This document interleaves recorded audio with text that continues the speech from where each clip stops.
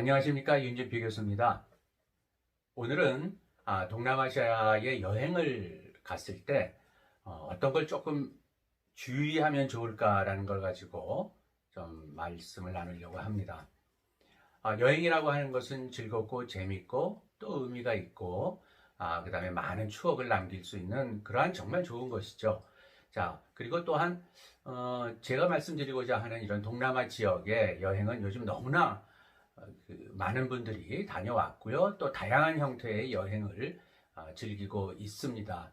뭐 해변에서도 즐기고, 그 다음에 강에서도 즐기고, 또는 뭐 산을 찾아다니고, 또는 유적을 보고, 또는 거기에 있는 많은 액티비티를 즐기면서 그런 여행을 하는 아주 그야말로 여행의 메카와 같은, 또 한국 사람들이 가장 또 경제적으로도 좀 편안하게 또 시간적으로도 가깝게 그렇게 접근할 수 있는 그런 정말 한국인들이 사랑하는 여행지가 바로 동남아시아 지역입니다.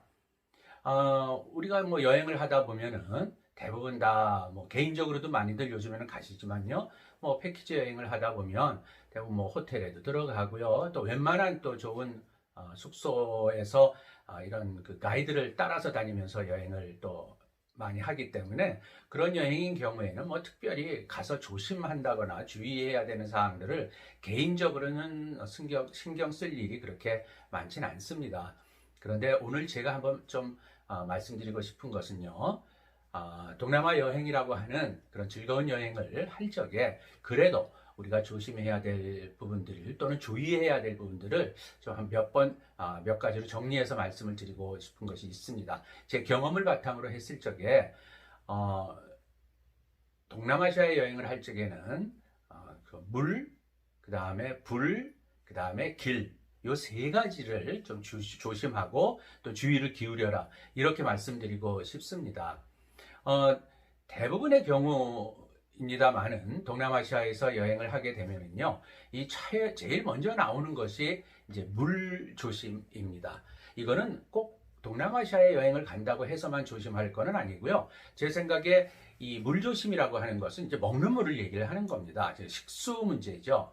그래서 먹는 물을 조심하라고 하는 것은 대부분의 여행지에서 우리가 잘못해서 뭐 수돗물을 먹는다거나 또는 거기 현지에 있는 물들, 잘 정제되지 않은 물, 그러니까 비록 깨끗하다고 하더라도 그런 물을 먹게 되면은 갑자기 좀 배탈이 나는 경우들도 많고요. 어떤 경우에는 정말 좀 뭐 수인성 그러한 질병에 걸릴 경우도 있고요.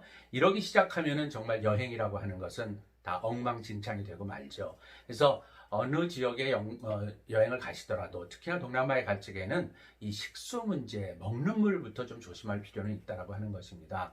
제가 말씀드리고자 하는 이거는 뭐냐면 먹는 물, 즉 어디 가서 너무 뭐 수돗물이 됐건 뭐 우물물은 말할 것도 없고요. 이런 것들 식수로서 먹는 것을 좀 조심할 필요가 있습니다.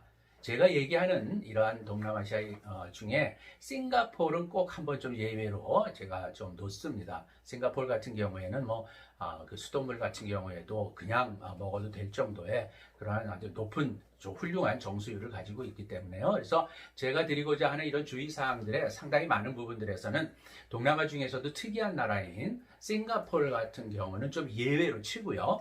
좀 일반적인 사례를 싱가포르를 제외한 일반적인 동남아를 놓고서 제가 얘기를 하는 거니까 그렇게 이해를 해주시면 되겠습니다.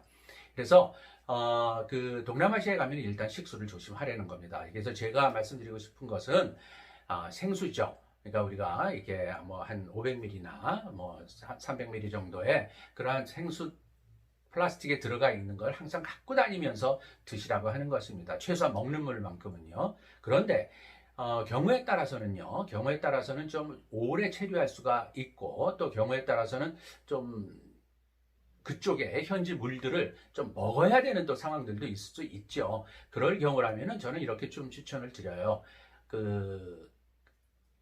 매일 양치를 할 적에 가글용으로서 그 물을 좀 쓰고 뱉고 이것을 한 일주일 정도를 하면은요, 어느 정도는 그 현지 물에 내 몸이 좀 적응을 하는 것 같습니다.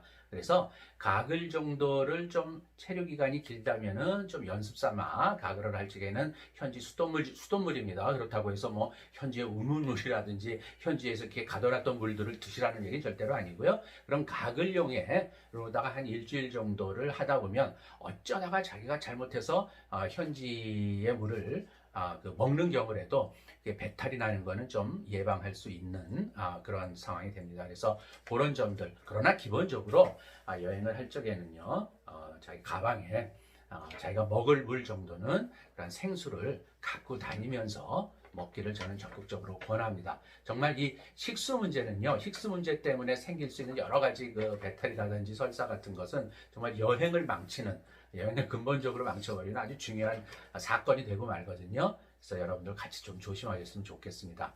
자, 물조심이라고 하는 이 식수 문제를 다음에 말씀드릴 것이 바로 불조심입니다.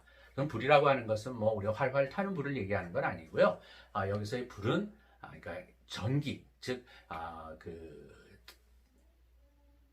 전기불들, 그러니까 우리가 볼 수 있는 그러한 전력 사정들이 동남아 같은 경우가 이런 도시 지역, 특히 뭐 수도나 뭐 이런 지역들을 좀 일부를 제외하고는요, 조금만 바깥으로 나가도 또는 도시의 뒷골목만 가더라도 그러한 어떤 가로등 상황이라든지 이러한 전기 사정들이 안 좋기 때문에 거리가 굉장히 저녁에는 어둡습니다. 예, 그래서 이런 전력 사정이 결국에는 이제 바탕이 돼서 이런 전기 사정이 안 좋다는 것이고요. 그래서 이 불 문제라고 하는 것은 생각보다 우리가 동남아시아를 가보면요, 예, 낮에는 모르겠지만 벌써 저녁이 되고 어두워지면은요, 우리가 한국에서 살던 데 비해서 왜 이렇게 어둡지? 또 내 눈이 왜 그렇게 이렇게 캄캄해지지? 좀 이렇게 걱정들 하고 그러는데, 그거는 길거리 자체가 우리나라에 비해서 훨씬 어둡기 때문이고, 이건 결국에는 전력 사정, 즉 전기 공급이 좀 부족하기 때문에 가로등 문제라든지 또는 뭐 거리에 어떤 불이 켜져 있는 상점이라든지 이런 것들이 굉장히 좀 적습니다. 그러다 보니까 이러한 전기 문제에서 오는 어두운 상황들, 이건 결국에는 제가 보기에 치안 문제하고 연결이 되거든요. 그래서 가급적이면은 길을 다니시게도 밤에는요, 뭐 뒷골목이라든지 또는 큰 길도 사실은 이 가로등 사정이 좋지 않아서 어두운 구석이 많습니다. 그럼 잘못해서 뭐 발을 헛디딜 수도 있고요. 또 잘못해서 그야말로 의도치 않은 지역으로 제가 들어가서 거기서 어떠한 그 치안 문제 때문에 발생할 수 있는 그런 어떤 범죄에도 부딪힐 수가 있거든요. 그래서 이런 문제는 스스로 먼저 조심을 하는 것이 좋습니다. 그래서 동남아를 다니면은, 물론 여기에도 싱가포르 같은 나라는 예외입니다. 아주 도시 지역의 한가운데 정도가 아니라면은 큰 도시도 그렇거니와 도시의 뒷골목은 물론이고 특히 조금 벗어나서 지방으로 시골로 내려가면은요, 길거리에서의 그 전기 사정이, 그래서 가로등 문제라든지 그런 어떤 환하게 밝혀지는 그러한 상황이 우리보다는 훨씬 어둡습니다. 그래서 이것을 미리 좀 감안을 하고 다니시는 것이 좋습니다. 그래서 이건 자기의 그 보호의 문제도 있고요. 그래서 이런 것들은 먼저 조심을 해서 동남아시아의 밤거리나 길은 상당히 어둡다라고 하는 것을 먼저 좀 알고 다니시면은 훨씬 여러분들이 여행을 하시는데 좀 도움이 될 수 있지 않을까 생각합니다. 자, 마지막 세 번째 말씀을 드리겠습니다. 이거 바로 길 문제입니다. 예, 이제 길이죠. 자, 길의 문제는 결국 도로 사정인데요. 동남아시아 같은 경우에 물론 대도시라든지 이런 것들은 굉장히 뭐 도로 사정들이 뭐 다 아스팔트도 깔려 있고요. 웬만한 곳은 다 그야말로 다니시는데 문제는 없습니다만은, 특히나 조금만 벗어나게 되면 이 길 같은 것이 그냥 포장이 안 된 것도 많고요. 또는 보수가 안 돼서 굉장히 덜컹거리는 길, 이런 데를 만나는 경우가 정말 비일비재합니다. 그 다음에 동남아시아가 이 도시 말고도 대부분이 다 뭐냐면은 옛날부터 내려오는 그런 농촌의 모습들을 가지고 있는데요. 길이 가다 보면은 비록 뭐 아스팔트라든지 포장은 돼 있지만은 특별히 뭐 차도라든지 또는 인도가 구별이 별로 잘 안 됩니다. 그리고 이 길이라고 하는 것이 가다 보면은요, 일반 뭐 논이 있고 밭이 있고 한 그런 상태를 지나가고 나면은 갑자기 집들이 나타나는데요. 집들이 나타나는 것이 결국 동네가 시작되는 것이에요. 우리나라 같은 경우라면은 대부분 다 이렇게 길과는 조금 떨어지면서 마을이 형성되어 있지만 동남아시아의 그 동네는요, 많은 경우가 길 따라서 쭉 이어집니다. 그래서 길이 시작되고 거기서 어떤 집이 나타나고 집들이 쭉 길을 따라서 이렇게 배치가 돼 있다가 집이 이제 안 보이기 시작하면 한 동네가 끝났구나 이렇게 생각하시면 됩니다. 그 다음에 그 집이 보이는 길을 중심으로 해서 들어서게 되면은요, 그 길은 그야말로 지나가는 차뿐이 아니고요, 내가 타고 있는 차뿐이 아니고요, 정말 그 동네에서 있는 모든 사람들 또는 그 동네에서 기르고 있는 모든 가축들이 공유하는 길이 됩니다. 그러다 보니까 뭐 소도 지나갈 수 있고요, 돼지도 지나갈 수 있고요, 당연히 뭐 개들도 거기 누워 있을 수도 있고요. 이러한 소위 모든 동네가 공유하는 그런 길입니다. 그러니까 당연히 뭡니까? 빨리 달릴 수도 없고요, 또 지체할 수밖에 없고요, 경우에 따라서는 서서 기다릴 수밖에 없는 그러한 상황들이 굉장히 자주 발생을 하는데요. 저는 그렇게 생각을 해요. 차라리 그런 길에서 벌어지고 있는 상황들을 그냥 느긋하게, 이렇게 조바심 내지 마시고 느긋하게 바라보면서 이것이 바로 또 여행의 구경거리구나라고 생각하시는 그러한 마음가짐을 가지면 될 거라고 저는 생각을 합니다. 하여튼 동남아시아의 길의 사정은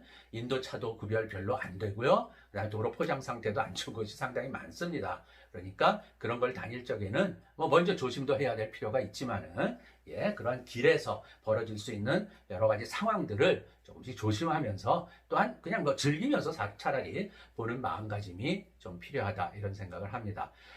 또 하나 추가로 말씀드릴 것은 동남아시아의 길 통행이죠. 이게 특히 차가 통행하는 방향이 우리와는 다릅니다. 물론 우리와 같은 우측 통행을 하는 뭐 필리핀이라든지 이런 나라들이 있습니다. 베트남이라든지. 허나 좌측 통행, 그러니까 차가 좌측 통행을 하는 나라들은 과거에 이제 식민 종주국들의 영향을 받은, 특히 영국식의 그러한 그 영향을 받은 그런 나라들인데요. 예를 들어 뭐 싱가포르나 말레이시아나 이런 나라들은요, 좌측 통행입니다. 그래서 동남아시아의 나라들을 뭐 혹시 여러 군데를 다니시다 보면 어떤 곳은 차가 우측 통행하고 어떤 곳은 또한 차가 좌측 통행하는, 그러다 보면 내가 길을 건너갈 적에 어떤 때는 왼쪽을 보다가 어떤 때는 오른쪽을 보면서 조심을 해야 되는, 차가 오는 방향이 말이죠. 그래서 우리가 습관적으로 왼쪽을 보면서 길을 건넜지만 동남아시아 같은 경우에는 차가 좌측 통행을 하는 나라가 상당히 많습니다. 그래서 오히려 우측을 보면서 조심하면서 길을 건너야 되는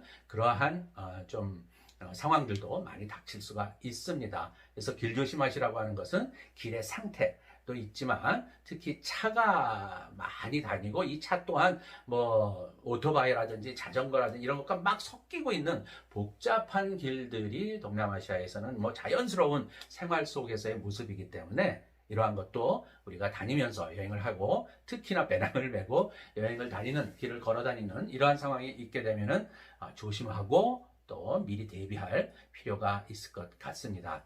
오늘의 그 동남아 여행을 할 적에 좀 주의해야 될 점, 물, 불, 길을 가지고 말씀을 드렸습니다. 감사합니다.